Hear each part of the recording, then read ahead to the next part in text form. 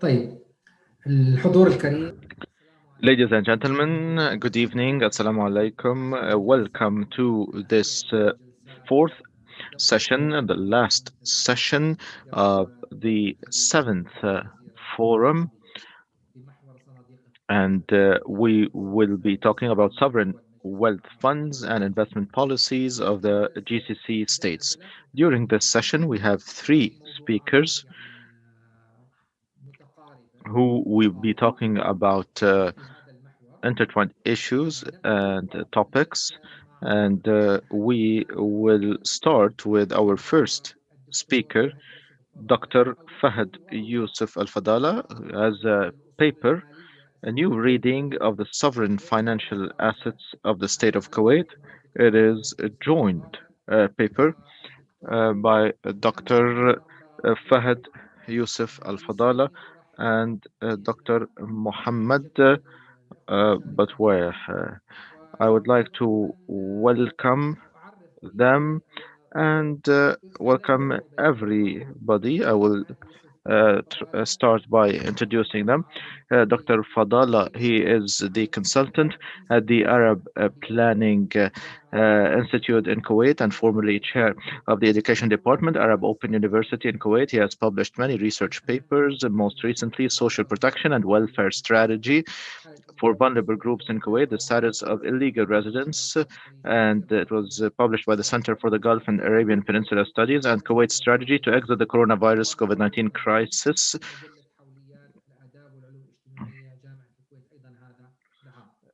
also published this year. Dr. Mohammed Batwaih, he is an expert from Kuwait who was the vice dean in Hadramaut in Yemen, and he has many papers and researchers, and his work has been published, and he's a senior expert at the Arab Planning Institute in Kuwait and previously deputy dean of the College of Administrative Sciences. And he has many published research papers, the most recent of which, Development Planning in Kuwait, Challenges and Ways to Confront Them, published in the Journal of Faculty of Economic and Political Studies, and the role of the knowledge economy in economic growth and transformation in the Gulf Cooperation Council, an empirical evaluation, and published the International Journal of Innovation and Knowledge Management in MENA. So the paper will be presented by Dr. Fadala, and Dr. Mohammed will participate with us. So Dr. Fadala, the floor is yours. Please present your paper and your reading of the sovereign financial assets of the state of Kuwait. Before starting, I would like to remind our participants with that they can participate by raising their hand or writing down their questions in the Q&A. Thank you, Dr. Marwan.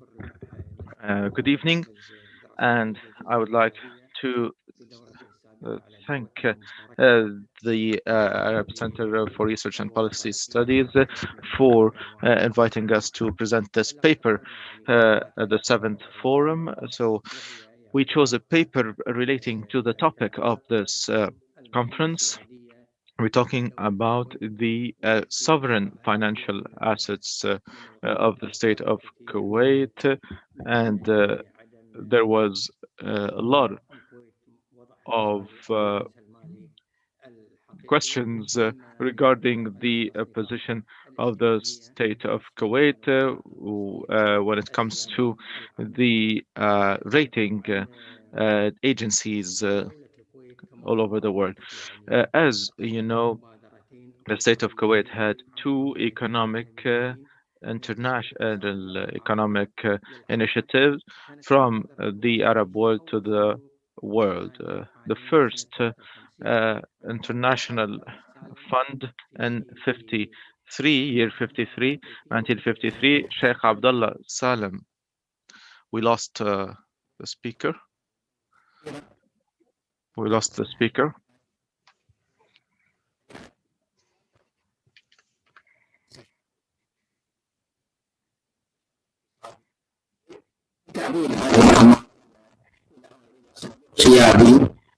لم تكن الكويت أصلا تملك بنوك في كويت ولم تعرف الاستثمار ككثير من الدول، فنجم عن هذا الفكر هو The result was that Kuwait transferred its wealth from the petrol revenues in 1953 يعني في تأميم البترول الإيراني after the المصدر في Iranian في petrol البترول الإيراني، فانفتحت نافذة أخرى لبريطانيا من خلال هذه الدولة was considered and the إلى 13 price of oil استفادت بريطانيا من التجربة increased and the British benefited from the price, and then it had another opportunity to reinvest. So the volume is very low. The volume of the speaker's voice is very low. So there was an issue that Kuwait had many funds in sterling, and this led to a high level of risk, and there was a need to reinvest the money of Kuwait, and this is why the sovereign fund of Kuwait was founded. The second initiative was the first Arab institution, the first Arab development institution, which is the Kuwait Fund for Economic Development. So these two initiatives were based on an Arab ideas when it comes to the economy, and it highlighted the importance of the funds. The international rating agencies rank Kuwait in fourth position, and we're talking about $600 billion. There's a problem with the voice coming from the speaker.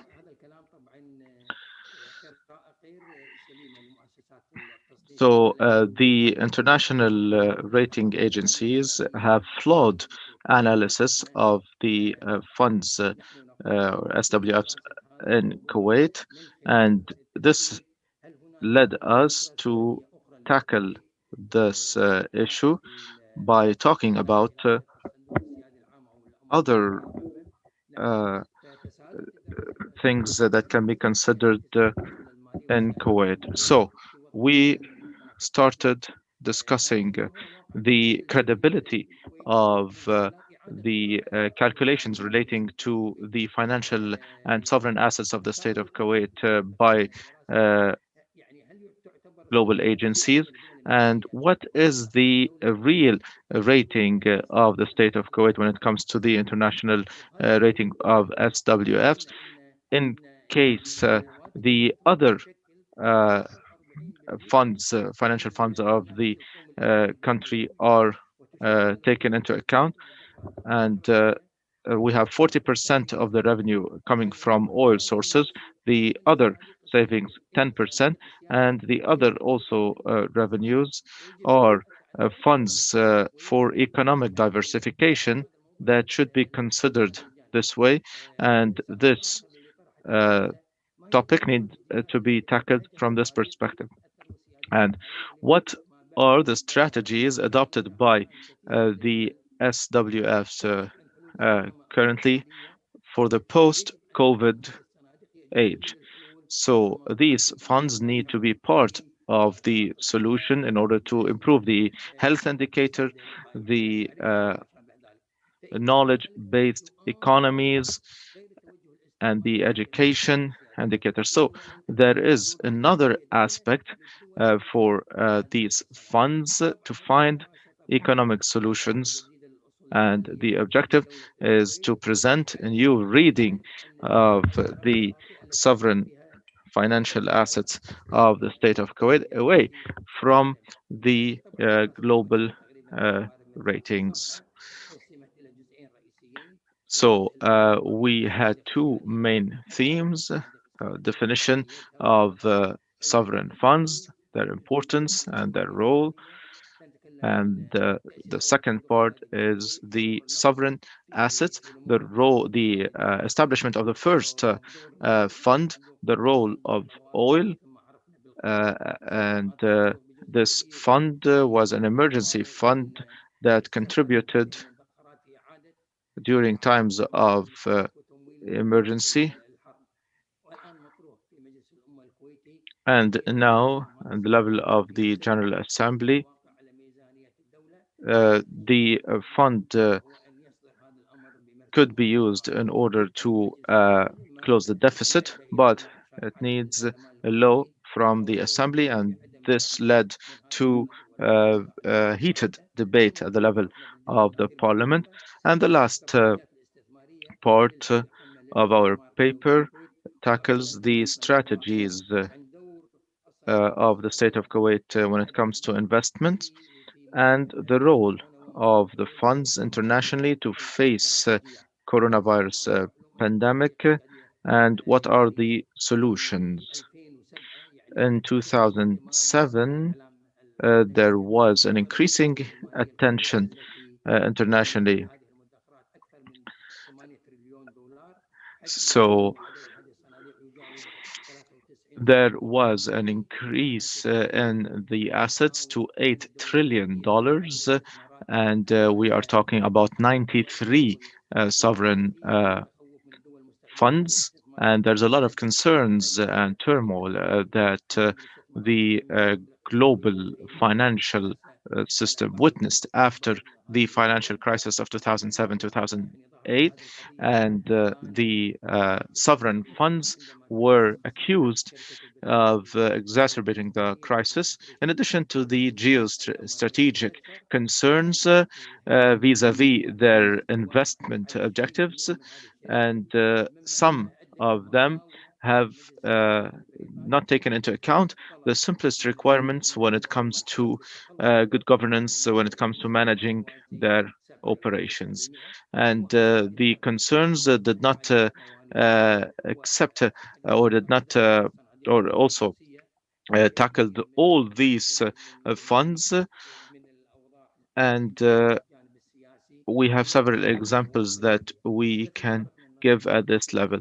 So the sovereign funds are about savings that countries have outside of the central bank. So they are not considered assets of the central bank. So property of the central bank. Any savings that are not part of the reserves of the country and are surplus when it comes to the state, and they are under the supervision of the General Assembly or the state, we can talk and define them about funds to be invested domestically and on foreign markets.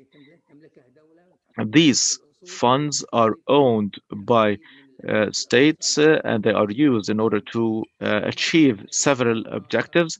And we also talked about the Kuwaiti Sovereign Wealth Fund, and we talked about two funds. Let us see them here. Let us focus on this presentation, the different types of sovereign wealth funds. We have funds for financial revenues from oil, gas, etc. We also have the surplus, and also we have the surpluses from the budget, and we have also the privatization funds. The SWF Institute ranked the 10 biggest sovereign funds in the world in May 2020. So the Kuwait Investment Authority was ranked fourth, and this is the important part. And we're talking about 533 $3.7 billion. And we're talking about $600 billion for the coming revenues other than the sovereign wealth funds. So some funds, like for example the Abu Dhabi Investment Authority, it is like the general investment institution in the country. And we notice that in the UAE, for instance, there are 4 or 5 funds. We have and Sharjah fund, the Dubai fund. So in UAE, some funds are calculated, uh, but in Kuwait, the 2 funds only are taken into account: the generation fund and the reserve fund. And this is why we raised the question, and we considered that we need to revisit or review the reading of the SWFs in Kuwait. Let us talk about the types. And we are saying that Kuwait has several funds that are not taken into account when it comes to international rating, whereas in other countries they are considered. So the problematic issue is that the funds in Kuwait are multiple, and we are talking about savings outside of the central bank. So the central bank have cash and also have deposits, and also they have gold reserves. Other than these reserves, the protection provided by the central bank, these funds can be used for investments and savings. If we look at this table, the next generations fund have 515 billion, and now the figure is 600 billion US dollars. This is the first fund established in 1960 or 76, and we have the General Reserve Fund. We are talking about $85 billion, and it is run by the Investment Authority, founded in 1953. The other funds are not calculated as part of the assets of the state of Kuwait. For example, the uh, social insurance fund, just like the pension fund of Norway. We're talking about 123 billion. So we have less than 5 minutes, Dr. Fadal. Yes, so they are not considered. We also have the Petrol Institution with a fund of $7 billion. We have also the investment portfolios, $3 billion. We have the Kuwait Fund for Economic Development, $75.5 billion. All of these are savings outside the supervision of the central bank. They are under the Ministry of Finance, and they support the general reserves of the country.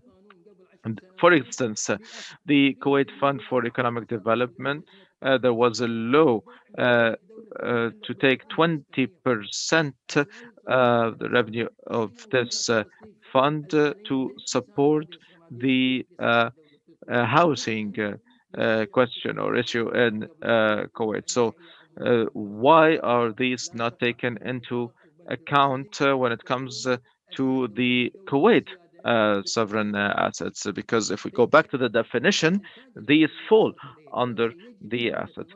So the general conclusion is that there needs to be a review when it comes to the strategies, investment strategies of the SWS in Kuwait, in order for them to implement the national development plans and improve the critical and main infrastructure and improve the economic indicators of the country.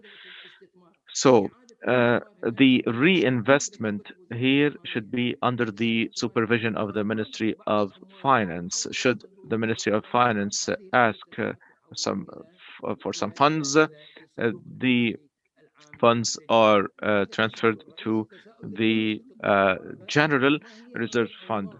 The second point is that what is the role of SWFs in the context of coronavirus pandemic? How can the funds protect the societies?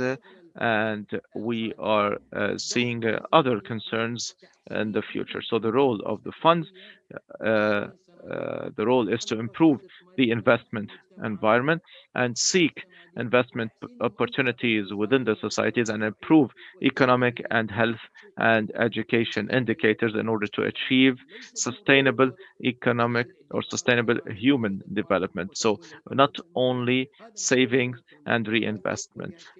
So this was the paper. Of course, we are short on time. So thank you, Dr. Marwan. Thank you, Dr. Fahad, for presenting this paper. I learned that there are actually 6 funds in Kuwait with a total of $800 billion. So hopefully we will go back to this topic answering the questions. Please allow me to move to the second paper presented during this session. But before that, I would like to remind you, I forgot to say, we have interpretation from English to Arabic and Arabic to English. You can click on the Spanish icon in order to get Arabic because we don't have Arabic logo. And you can click on Spanish in order to listen to Arabic interpretation.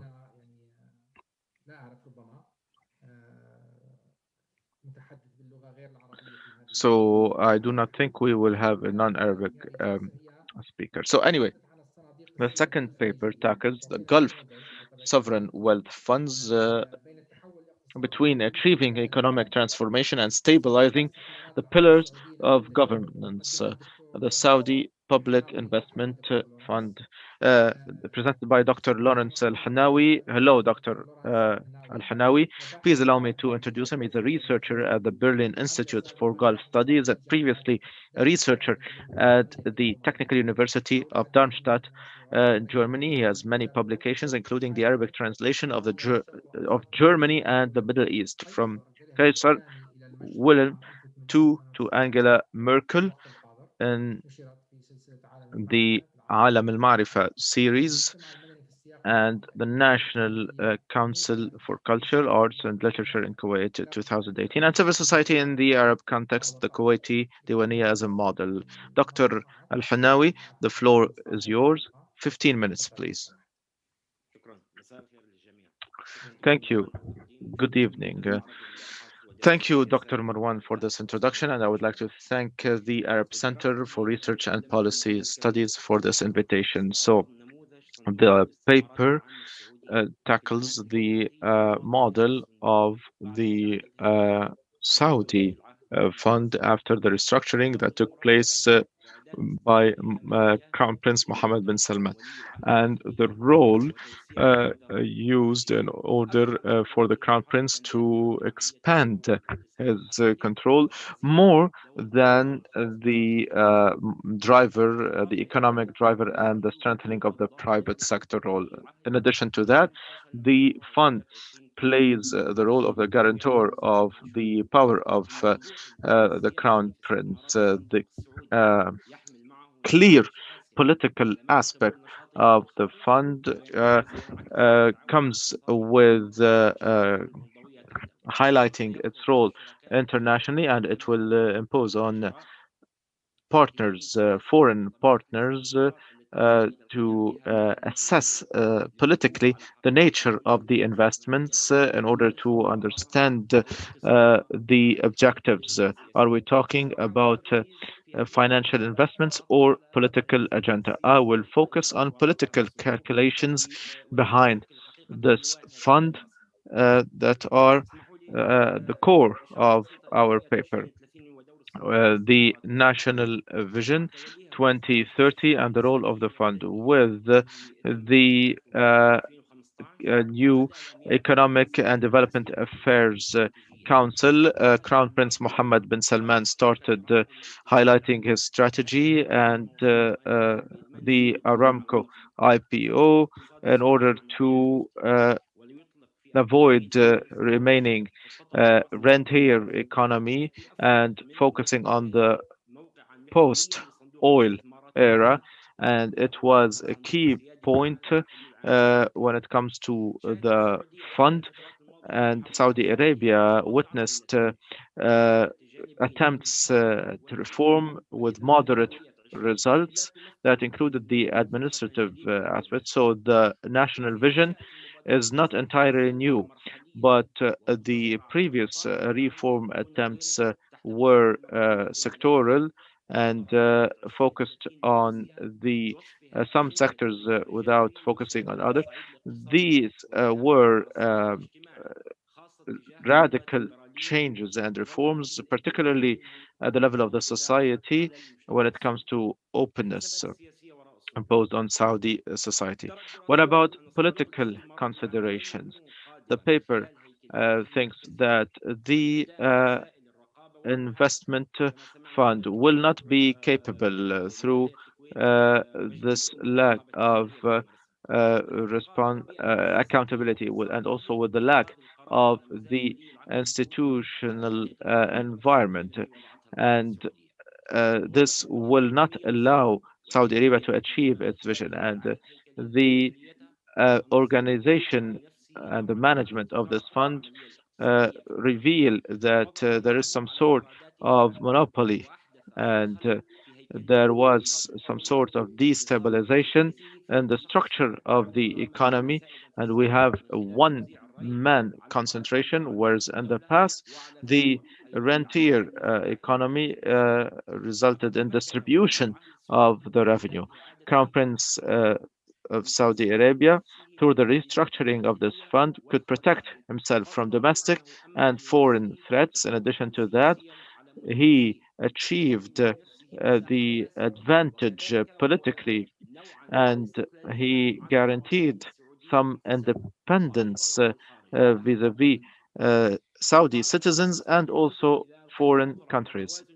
Domestically, if we talk about the balance of powers until the era of King Salman, the balance of power was controlled by different sectors of the ruling family. And also, the rentier economy used to distribute the or guarantee the distribution of the revenue, and there were connections and relations, and there was this parallel system that allowed many actors to be assimilated in the state system and reduce the possibility of dissidence and opposition. So the centralized approach by the Crown Prince changed the multidimensional aspect, and there was an unprecedented focus or concentration of power within this position, and Crown Prince Mohammed bin Salman was capable of distributing the revenues according to his interests, whether through direct transactions, financial transactions, and transfers to security services, for instance, or through investments that make the economy, meaning institutions and individuals, directly depended on the Crown Prince of Saudi Arabia. On the other hand, there was a decline of the economic and financial elite, and that was unprecedented in the Al Saud family. And despite the fact that Crown Prince denied the possibility that the ownership of Aramco would be transferred to the General Investment Fund, this will allow the Crown Prince access to the major funds and the resources. Externally, the control of the Crown Prince of this fund will increase his margin of maneuver outside of Saudi Arabia. And in the past, the attempts of Saudi Arabia to influence internationally relied on two things. First of all, the position of the kingdom as the exporter of oil, and the second, US bonds. These two tools had uh, partial successes to a certain extent during certain period of time in influencing abroad, but these two tools failed when it comes to the long-term approach. And based on this, having all funds under this investment authority will lead to a concentration of foreign investments, and Mohammed bin Salman's influence abroad will increase, and he will get international supporters of his policies through investment. The fund, since it was established, had a deal in 2015 with the Russian fund.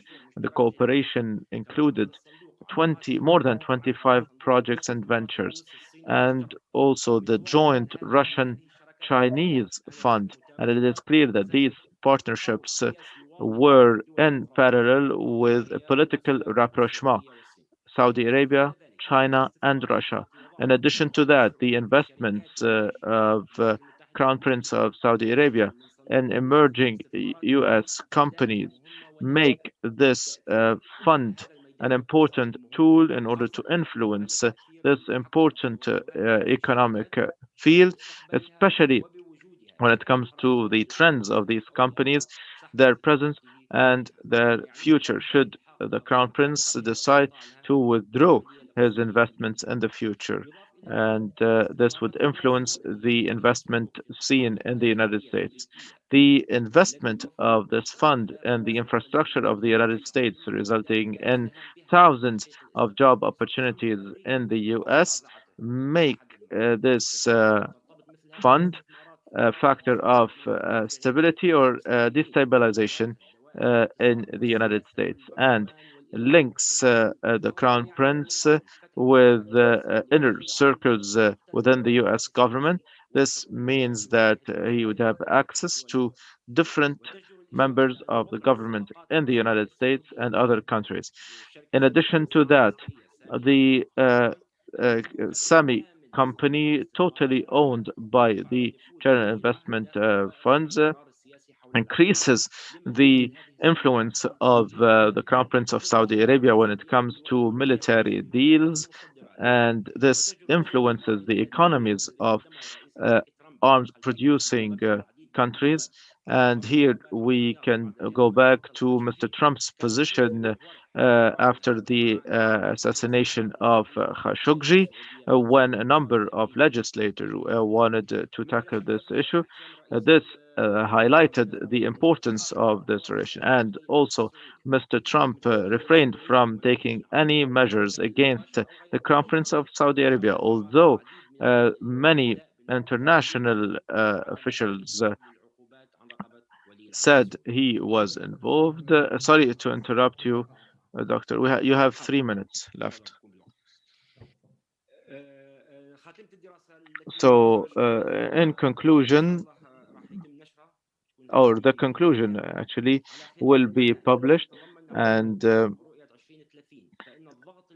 as opposed to the national 2030 vision, the pressure to expand the financial base of the fund and the expansion of the powers does not serve the economic development, but this fund is to be transformed into a political tool in the hands of the Crown Prince of Saudi Arabia, because the fund, with its current structure, results in the implementation of or the selective implementation of some measures, but at the same time, the Crown Prince keeps control, total control, and this allows him to present himself at the domestic and foreign levels as the reformer.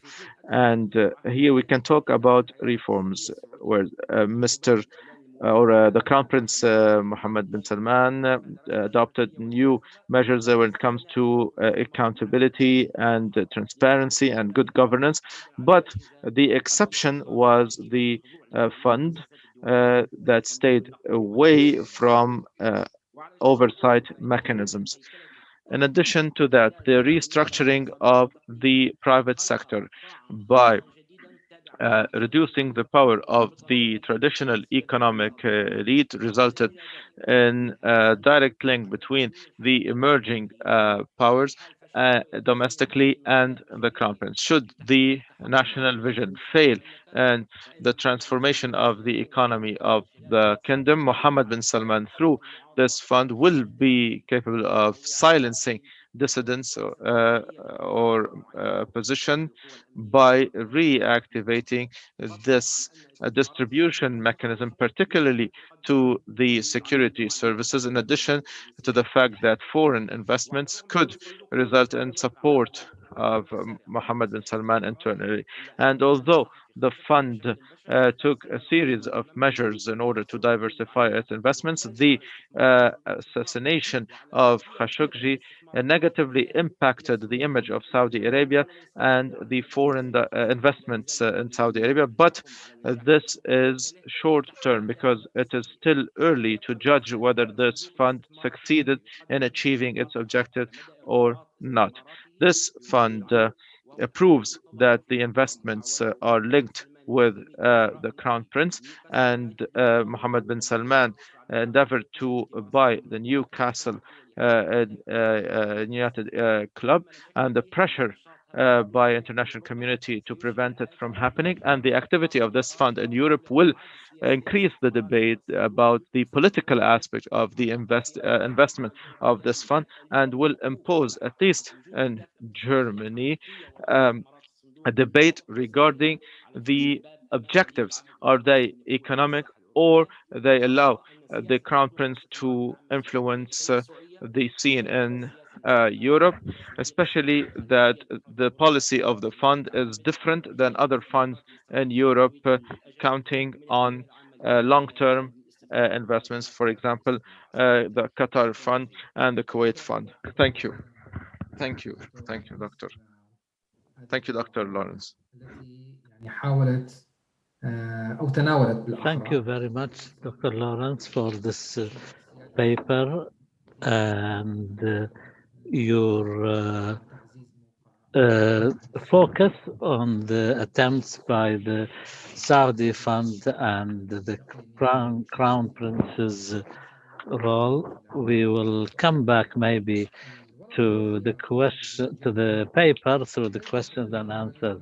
The final paper also deals with another example of the Gulf sovereign fund, Dr. Nabil Bouflih, and he will be speaking on the to what extent these funds adhere to the Santiago Principles, and he is a senior expert at the Arab Planning Institute. He was dean in Algiers. He obtained his PhD in economics from the University of Algiers in 2011, obtained a professorship 2018. He has written books and published in national, international journals, as well as making multiple contributions to international and national conferences concerned with economic development. Dr. Nabil, 15 minutes, please. Thank you, Dr. Marwan, and may God's blessings be upon you all. I would first of all like to thank the Arab Center for Research and Policy Study for allowing us the opportunity discuss an important theme, whether its importance comes from the regional perspective or an international perspective. My paper is under the title The Adherence of the Gulf Sovereign Wealth Funds to the Santiago Principles of Governance, Abu Dhabi Investment Authority as a model. There is disconnection in the sound. The most important criticism to sovereign wealth funds, especially in the Gulf area, is the low level of governance. So therefore, the Santiago Principles came as some sort of an attempt by the countries owning these funds in collaboration with international organizations like International Monetary Fund and others to lay the fears of countries where these investments take place, like the United States or European countries. I will try to summarize the paper. You will see on your screens now in Arabic this presentation. The purpose of this study is to determine to what extent that the sovereign wealth funds adhere to the Santiago Principles through the Abu Dhabi Investment Authority as a model, being the biggest in the Gulf countries. For this reason, the problem that this study deals with is the position of the Abu Dhabi Investment Authority and its activity in the world and its adherence to the Santiago Principles. I divided the paper into three main parts. First of all, the position and the weight of this fund amongst other similar funds in the world, and also the theoretical background of the Santiago Principles and to what extent the Abu Dhabi Authority adheres to them.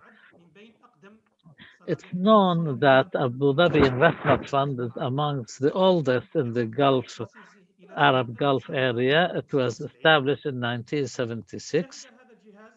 This authority has seen, or this fund has seen, many changes and developments. For example, when the legal framework establishing the fund was changed and amended in 1981 and also in 1997, it started with bonds and equities and property ownership. Then other investments were added, and also lately or after that, investment in the infrastructure was done. In the beginning of the century, the number of staff working for it was more than 1,700, and the latest estimation is over $596 billion and is considered the third in the world and the biggest in the Arab and Muslim world.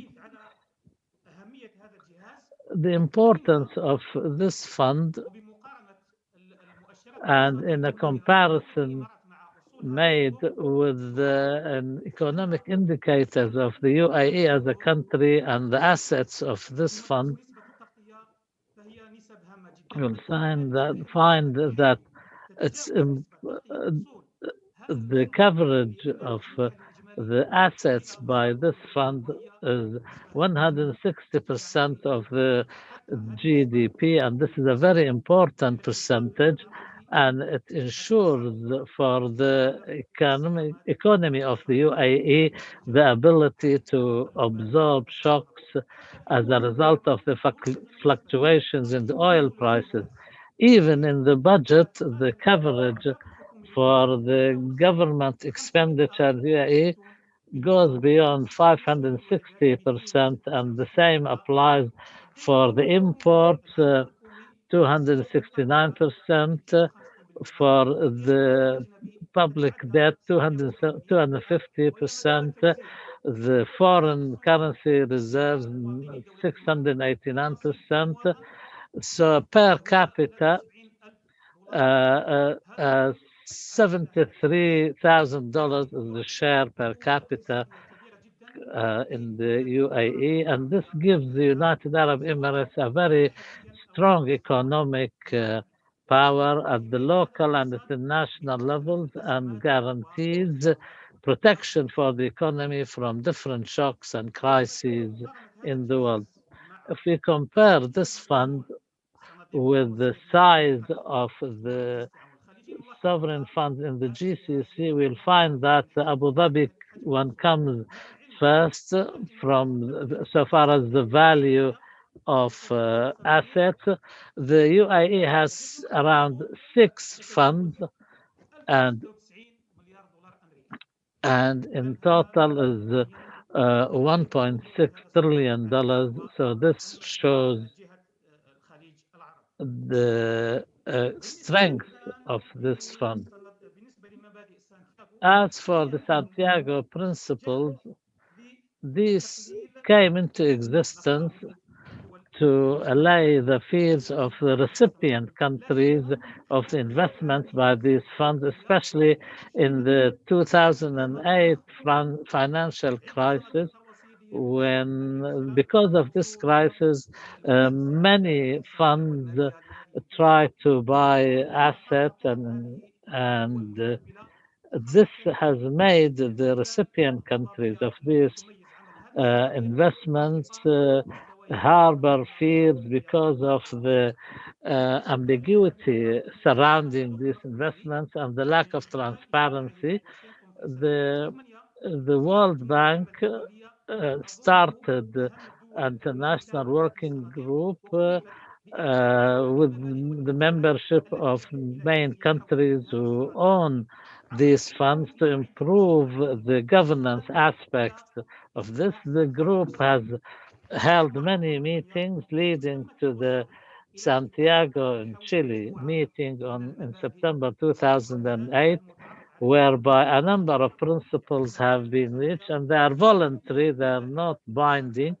They've become known as the Santiago Principles. In the Kuwait meeting in 2009 in Kuwait, it was announced that an international forum for sovereign wealth funds was established to be like a general umbrella for these countries who want to adhere to these principles. The Santiago Principles are made up 24 principles divided into 3 themes from 1 to 5, deal with the legal framework and the aims and objectives with the economic policy. From 6 to 17 is on the structure of and the governance.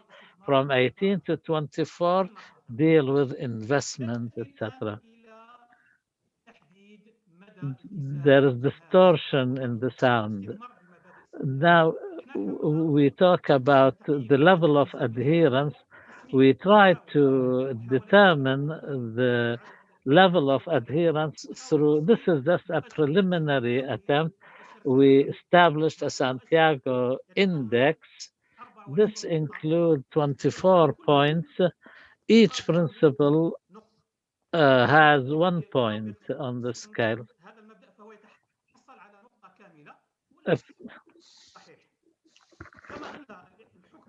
So if the fund adheres to a principle, gets point, and in total, the number of points gained determines the position of the fund so far as adherence is concerned. First of all, if the fund gets between 0 to 8, then is below the required level. If the fund gets between 9 to 16, then the fund is relatively adherent. If the fund achieves 17 to 24, then it's considered that is more compliant to the Santiago Principles.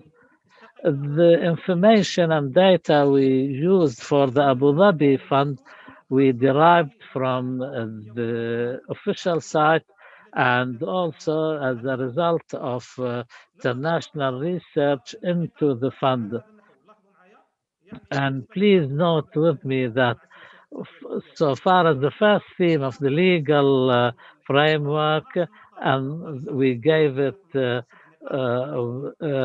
5, then the second theme 12, then the third theme 7. If we apply this principle or this indicator on the Abu Dhabi fund, we'll find that the Abu Dhabi fund achieved 21 points, then therefore it's classified as amongst the funds which are more adherent.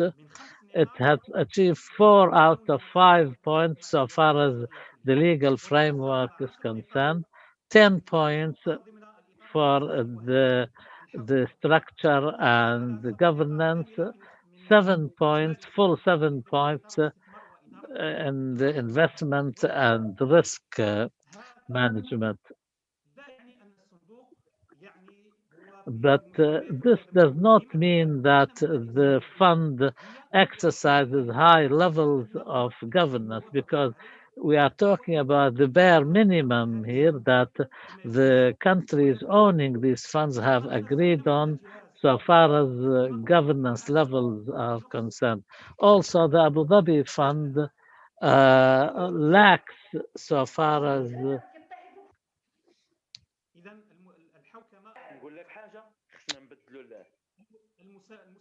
there is a distortion in the sound. We cannot hear the speaker.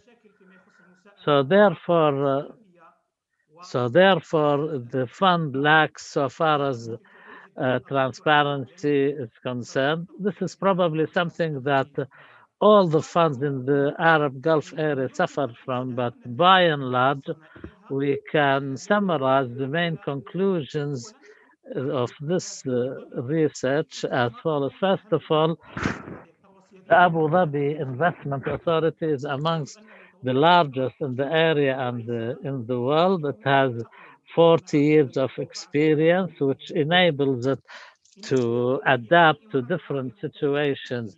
The United Arab Government's ownership of the third largest sovereign fund in the world increases the influence the country has in the world at the financial and economic level, and also protects the economy of the country from or against the shocks and crises resulting from the fluctuation of oil prices. The Abu Dhabi fund is considered to be amongst the most adherent funds to the Santiago Principles. It has scored 21 points, yet it suffers from a lack of adherence to the transparency and accountability, because there is no public declaration of drawing assets or expenditure on behalf of the fund, and there is no accountability before independent bodies, independent from the government, and also there are no reports published in the media about the annual performance and real performance and the revenues of the fund. So therefore, the management of this fund should exert more effort to increase the level of transparency and accountability to place their fund at a higher level, similarly to the Norwegian fund, which is considered probably amongst the highest in the opinion of experts. This is all what I have about the Abu Dhabi Investment Authority. I give the floor now to Dr. Marwan Kabalan. Thank you very much, Dr. Nabil, for your presentation. I noticed that the main problem in the three papers is the lack of transparency and accountability, whether we're talking about Saudi Arabia, Kuwait, or Abu Dhabi. Although Dr. Nabil has shown that the Abu Dhabi fund, relatively speaking, is much in a better position so far as adhering to the Santiago Principles. We don't really know at the end of the day what goes on in these funds for lack of transparency, but I have a question now. If there is something that can be done to get out of this situation, how can these sovereign funds be subjected to more accountability to make them more transparent and with better governance? The question is leveled at the three speakers. We'll start with Dr. Fahad. What means do we have, if any, to make these funds more transparent so far as the public opinion in the GCC countries are concerned? Thank you for our colleagues, all the panelists. Thank you, Dr. Marwan. So far as your question is concerned, I think the Kuwaiti experience is different than what Dr. Nabil has said about financial supervision, accountability, transparency by the supervisory entities of the state. You may know that in Kuwait, democracy in Kuwait started in 1961, and the fund in the Kuwaiti fund has been subjected to different standards of governance, like, for example, accountability before government state. The budget of this fund cannot be approved or any idea of how sound the investments are concerned, except through one session before the parliament and 50 MPs with the approval of 16 ministers of the cabinet. Then they can get to know the financial affairs of the country is concerned, so far as the fund activities are concerned, what benefits, what profits, and in around about 60 years from nine, and the percentage of profits have not gone below 3%. Then we move to the second phase, where a secret report is submitted to His Highness the Emir on the financial state of the country. The problem is the lack of transparency, because no declarations are made for the media so far as this is considered like a secret, whether a military or security. But although it's available to the parliament, available to the general audit authority of the country, so therefore any ability to examine these things. In Kuwait, on many occasions, there have been hearings held by the parliament on the mismanagement of companies or companies going bust, etc. We know, you probably know that one of the funds pertaining to the social activities were dealt with by Parliament, and the manager of that fund has escaped to the UK because he was accused of mismanagement and utilizing the fund for his own personal benefit. So we do have in Kuwait some sort of accountability, and for the benefit of internal and outside investment. This is part and parcel of our governance, and also in the Gulf countries, some of the funds in the Gulf countries are very weak when it comes to accountability because the same principle of supervision is not there. Therefore, accountability, transparency, and governance are not practiced. Like, for example, in Saudi Arabia, they are considered as part of the personal properties owned by the members of the royal family. When the Kuwaiti Fund was established in 1953, the British, when when the budget was covered in Kuwait, that all the state expenditure was concerned, the Emir at that time, Sheikh Abdullah Salim, when told about this, that there is a surplus and this should be registered in your own personal name, he refused. He said, no, it was put into an account belonging to the people of Kuwait. Maybe he was a simple Bedouin ruler, but he refused that and he acted in more transparency. So we may have been practicing some accountability principles way before the international organizations demanded them. Maybe this will be of benefit to people. Thank you, Dr. Fahad. Maybe a question which is probably similar and in the same framework. It comes from Abdul Hafiz Mazari. He says, can we consider the funds as accounts outside the control of the state, therefore creating corruption opportunities in the Gulf countries? I don't know who can answer this. If any of you wants to respond, please. If you want to add to what Dr. Fahad has said. Yes, I can interfere, please, if you allow me.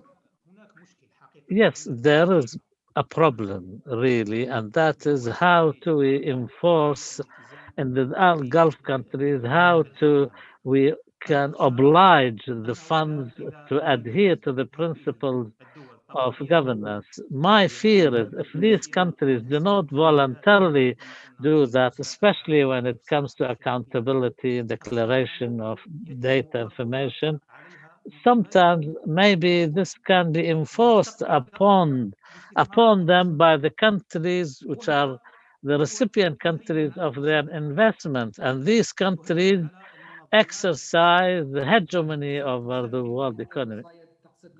What do you mean by that? Yes, what I mean is the adherence should be voluntarily and through their self-will rather than enforced by international interference. The International Forum for the countries owning the sovereign funds, this is an important organization because it has in its membership the majority of countries who own. But we can turn this forum into a regional or international organization, which has the ability to make it compulsory on countries to adhere or improve the principles of Santiago and the principles of governance, although the principles, Santiago principles themselves, maybe need some amendment and improvement because they came into existence in the first place to allay the fears of recipient countries and not to pressurize the countries who own these funds. But even this framework needs reform and amendments and updating and should make it binding on the countries who accepted the principles, to adhere to them. Maybe the solution lies in turning the international forum into an international organization which has powers to make it binding. You were saying, Dr. Nabil, reform before reform is imposed on you from the outside. Yes, this is what I mean. Now that the opportunity is there. Dr. Hennawi, so far as the Abu Dhabi fund is concerned, you said if we divide the assets per capita, each person will have $73,000. I don't know. You assumed the population of the UAE to be 10 million or something. Maybe there is 9 million expat community. Yes, I divided that over the native Emiratis and the residents. If we only divide it by the number of native Emiratis, the figure will be phenomenal. But this is a reality, isn't it? Yes, they also contribute to the economic development of the country. Thank you, Dr. Nabil. There is another question directed at you. So far as the Abu Dhabi, Mr. Fahad Sesu said, how can the Abu Dhabi fund enable the country absorb international crises and shocks? And is that only linked to the abundance of funds and money? What I meant is the economic crisis in the world relating to the fluctuations of the oil prices, because the economy of the UAE relies principally on the oil revenues, and the problem they face is the fluctuations, and especially when the oil prices go down. And the sovereign funds in the Gulf countries have contributed to a large extent to absorb, especially what happened 5 years ago when the oil prices went down. So far as the budget is concerned and the reserves or the balance of trade, to maintain the balance of trade. So therefore, yes, these funds manage to a large extent to minimize the effect and mitigate the effect of international crisis. But at the end of the day, they are part and parcel of the rentier economy philosophy, that when a country faces a problem in its current account budget, it goes to the savings, for example. In a nutshell, these funds can be successful when these countries do not need them. The best example is the Norway example, because the economy of Norway is independent from the oil revenues. Their economy can do well without relying on the on the oil sector, and this is why the Norway fund has been as successful and as it has been. Dr. Fahad? Yes, following what Dr. Nabil said, Norway now is borrowing from its fund because they have a deficit in their budget. The Kuwait's experience is rare. In Kuwait, the government cannot touch the assets of the sovereign fund except through a law which is passed by the parliament and approved by His Highness the Emir. This has happened when in the War of Liberation for Kuwait, and this decree was passed when the state or the government was not inside the country, and the law was passed to allow the withdrawal of monies from the fund to finance the war. Another experience 10 years ago, when we had a deficit, the parliament passed legislation allowing the government to withdraw from the first fund, which is the Future Generations Fund, as a loan that should be returned.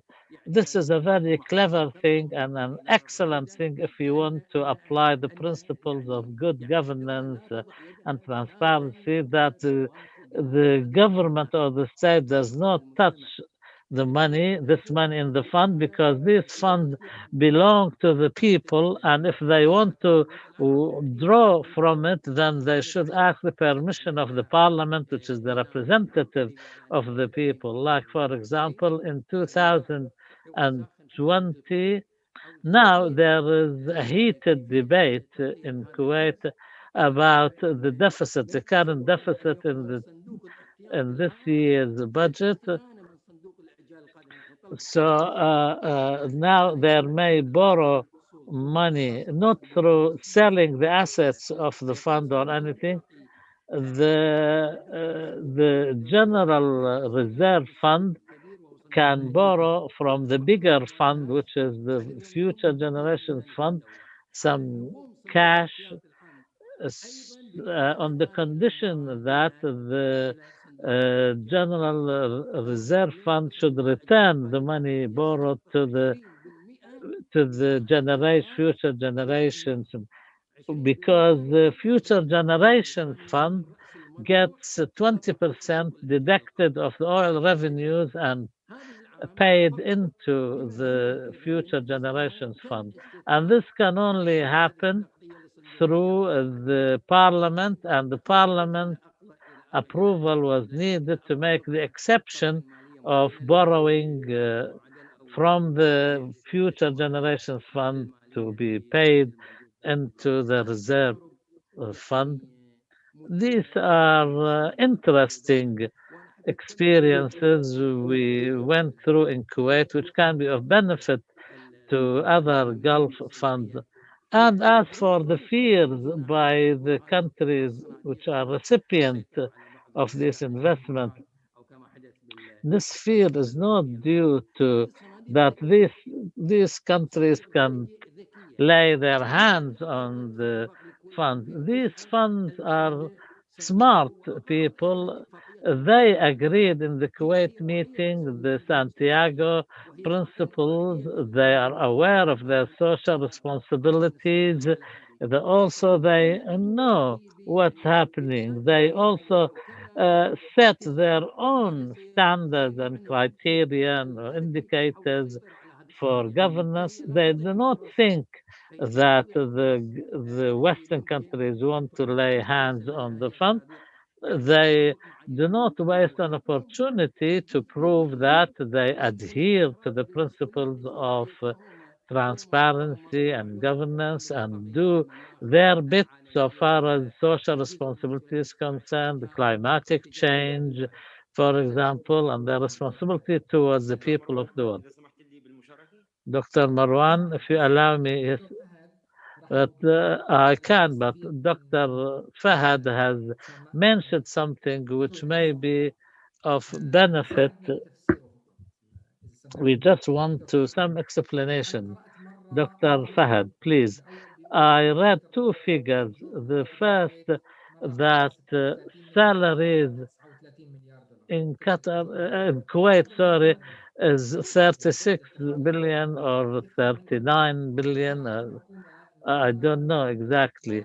Regardless of that, the government is saying that the oil revenues would not be able to cover these salaries, and also due to the corona pandemic and the fall in the oil prices.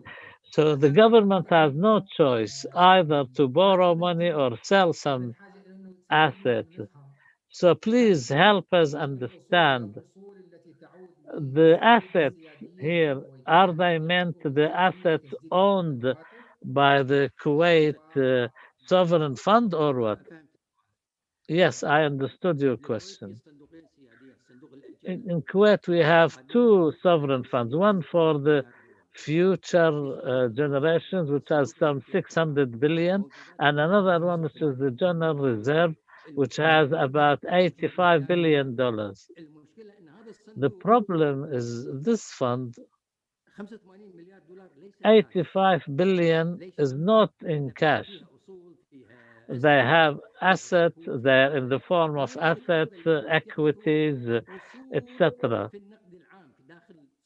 So what happens is there is a lack of cash funds in the reserve fund, which is the supplementary source that the Ministry of Finance resorts to when it lacks funds.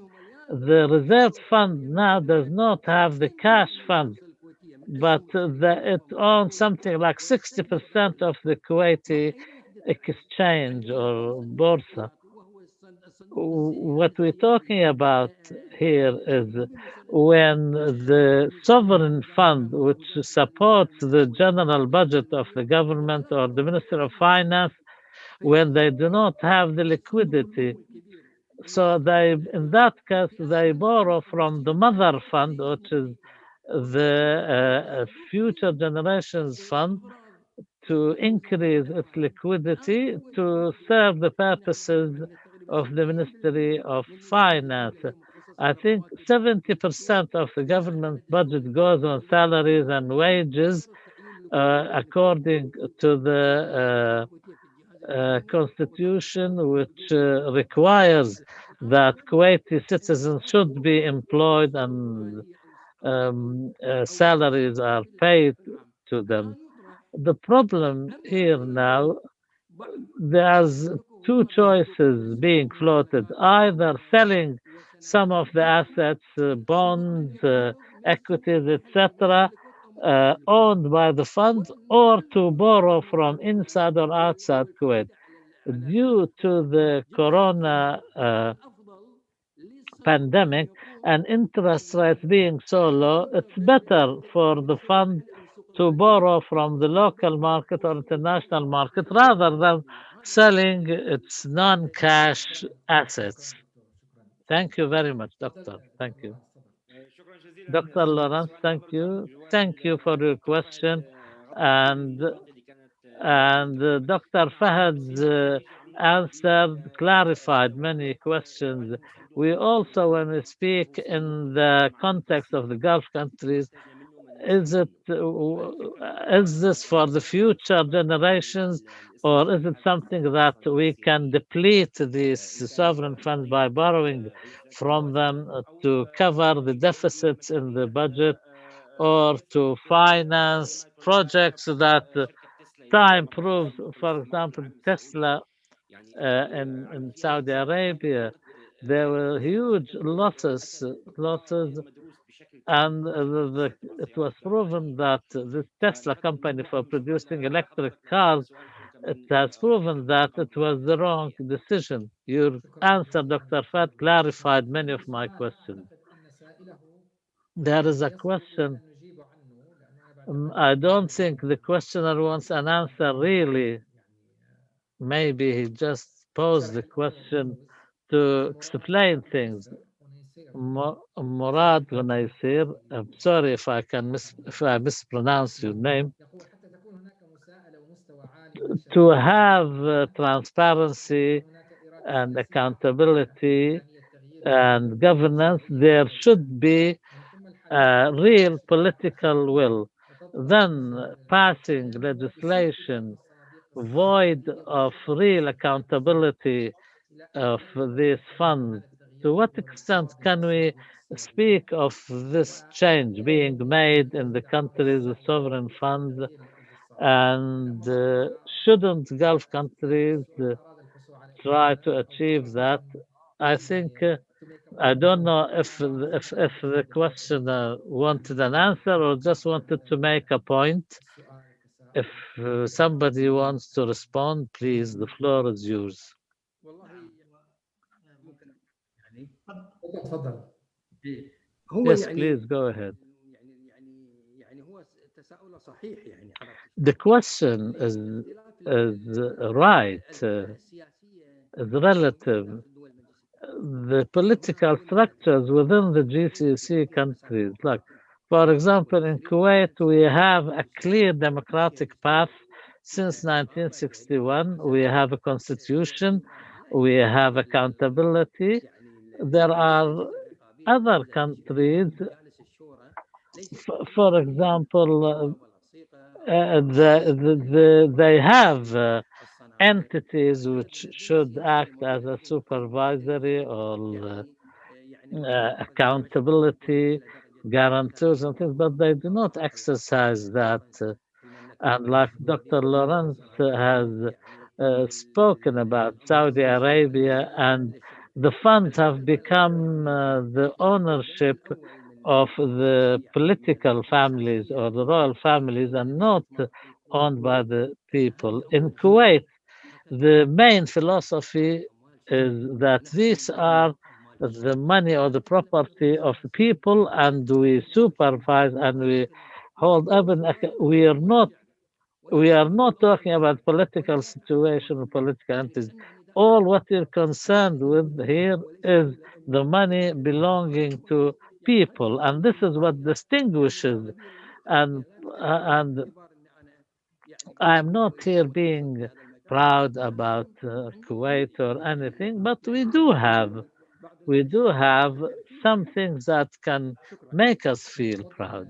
دكتور نبيل إذا كان عندك شيء كأنه Yes, Dr. Nabil. Yes, I think that economic reform and political reform are linked to each other. We cannot speak about success in economic reform without political reform. This is God's law chosen for people. This is a necessary condition for countries to advance. If the political side controls the economic side, there'll be no advancement, no progress for these countries. This is, in my opinion, they should leave the economy to the economists, people who know it. I just have one observation. When I visit the Norway site, the first thing I noticed is the value of the assets owned. They are updated second by second. You look at it and you see it moving up or down in a second. This reflects the level of transparency. You can determine the assets in a day, or an hour, or a minute, or a second. This is the first observation. As for other countries, you hear them talking about the structure, the legal framework, etc. As for the results, the revenues, what about the distribution of assets? This information are totally lacking. So therefore, researchers cannot make any real assessment or evaluation. We hope to God that the level of transparency will improve and declaration and accountability. دكتور نبيل دكتور فهد We كان thank الدكتور the عمر بطويح Dr. قريب Fahad. عليك فأنا إذا قريب موجود Is حابب Dr. أشارك Omar معك Batwaih يعني close enough to you and he wants to take part? دكتور فهد Is he close ميوت to you? عندك ميوت ما عم بسمعك We cannot hear you. Please unmute yourself. محمد تفضل. طيب في سؤال الدكتور محمد مرحبا بسلم عليك. Good evening again, Dr. Mohammed, and we are happy to have you with us. A question was posed by Mr. Aqil on the Kuwaiti sovereign fund. Dr. Aqil is saying that if the Kuwaiti sovereign fund aims to have economic diversification, and from the point of view of economic planning, that investments are not achieving enough to strengthen the budget. I don't know if the question is. Thank you and God bless. Thank you, Dr. Marwan, for this opportunity. I think the question was answered by the colleagues when they spoke about the reality of the sovereign funds in the Gulf countries and the risks faced by these funds, especially in 2008 in the financial crisis and currently as a result of the COVID pandemic. So different levels of problems have surfaced and the ability to deal with developmental issues. Dr. Fahad has spoken about that when he spoke about the paper we prepared. Now you see that the pandemic has exposed many challenges, not for GCC countries, but for larger countries in the world. The fragility of the health system, issues relating to transparency, management of information, transparency, governance. These challenges now are faced by the entire world, not just our countries. So, therefore, the sovereign funds now should play a more active role for the 2030 Sustainable Development Plan. We're not only talking about deficits in the budget, but at the level of the state of Kuwait, these questions have been posed at the level of the parliament and the level of the government to revisit the policies that the General Commission for Investment is following. I speak here generally and not pertaining to your question. We are going through a very critical phase. Unless investments are directed at solving developmental issues in the countries concerned, first of all, then we talk about foreign investments. If we invest the benefits or the revenues in other countries without improving the human development indicators in our own countries, one may ask, what's the point in having these investments? I think decision makers at the level of the world countries and the countries with sovereign funds in particular have started rethinking and revisiting there are 17 strategic development goals.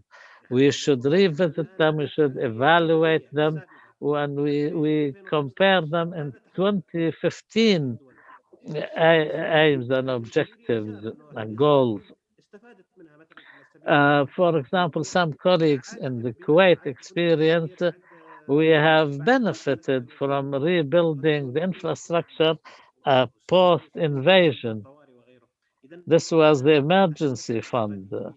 Now we're talking about a new strategy we must revisit, and especially due to the challenges caused by the COVID pandemic, these countries should redraw the map. In the first place, they should achieve better growth rates and they should participate more actively in the goals, development goals 2017. There is a very pertinent question here when we talk about the role of the countries owning these systems. We're not talking about 800 billion or trillion dollars.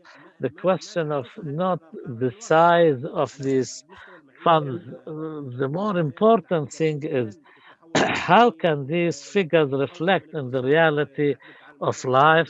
How can we change our economy from rentier economies relying on carbohydrates into a knowledge-based economy?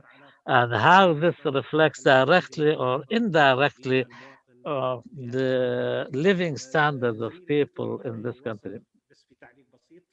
Dr. Fahad will continue here. So but in less than 1 minute, please, because we're running out of time. Maybe the questioner is wondering how can deficits occur in a country like Kuwait with a huge sovereign fund. we must distinguish between managing the financial affairs and the budget of the state and managing the sovereign fund.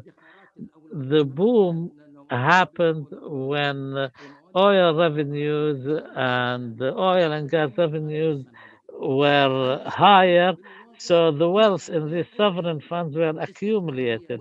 In fact, they are investments for the state, so also they can play a role in the emergencies faced by Kuwait. For example, when Kuwait was invaded, then liberated, and also when we had a deficit, we borrowed from them. Then the money was returned. So we must distinguish between the government financial policy and what the management of these funds are concerned. They are independent. They operate independently from the budget of the government. Kuwait, throughout its life, has had surpluses. In the last 7 or 10 years, I don't know, we had deficits. So, like any other country, we needed to borrow. We can either borrow from the inside or the outside. Now, we are debating in Kuwait whether we should debate whether we should borrow from the internal because we cannot borrow from these funds unless Parliament passes legislation. Thank you. Can I have a word, please? Yes, please. We run out of time.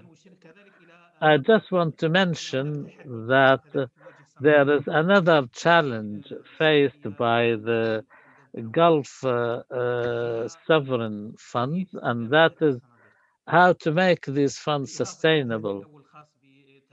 This is in addition to the first challenge of improving governance. Secondly, the second challenge is how can we sustain these funds in the long run? I don't think this can be achieved without working on diversifying the economies of the countries owning these funds.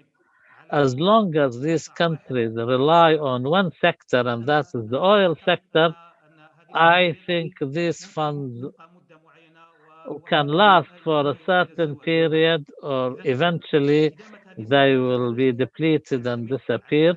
The sustainability relies on the sources of funding them and hence diversifying the economies. Thank you, Dr. Nabil. Dr. Lawrence, do you have anything?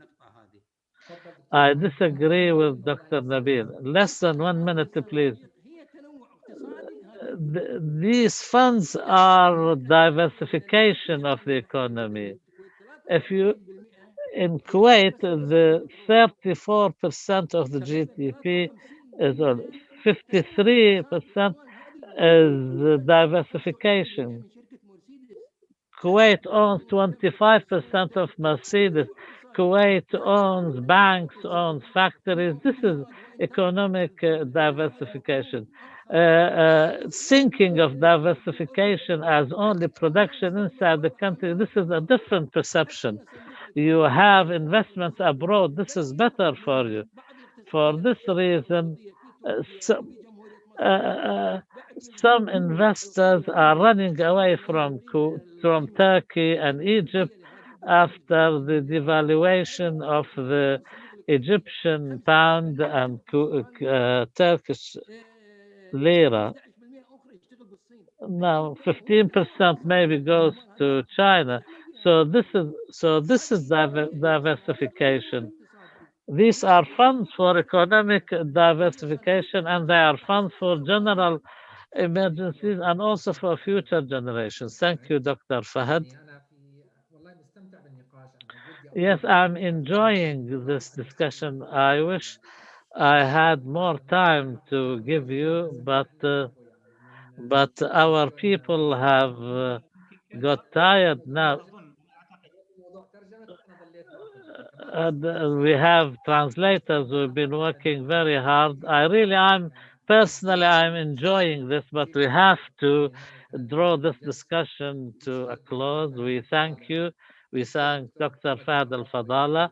We thank Dr. Mohammed Omar Batwaih and We thank Dr. Lorans Hennawi, Dr. Nabil Bouflih for their part in this session. I really enjoyed it, and I want to avail myself of this opportunity. This is being the final session of the seventh session of the Gulf Studies Forum organized by our center to express our thanks and gratitude to all our participants who followed us through social media, who've been with us for the last 5 days. It was exceptional. We organized it under exceptional circumstances, and Dr. Fahad more than adequately explained the impact of the pandemic. And that's why we think this was exceptionally organized, exceptionally done. We hope to see you next year in person here in Doha, wishing you all the best. And as we have been accustomed to in the last years, to look forward to see you. And I want to thank the team who organized this event, a group of unknown soldiers. You do not see them, but they exert all these efforts without being visible. We thank them all, the entire team of the centers, Nagam Al-Aqad, Ihab, Ibrahim Abdul Jawad, Faisal, Rushdi, and others. Please forgive me if I can't name you all. And we thank you once again. We look forward to seeing you next year, hopefully in person. Until then, take care and may the blessings of God be upon you all.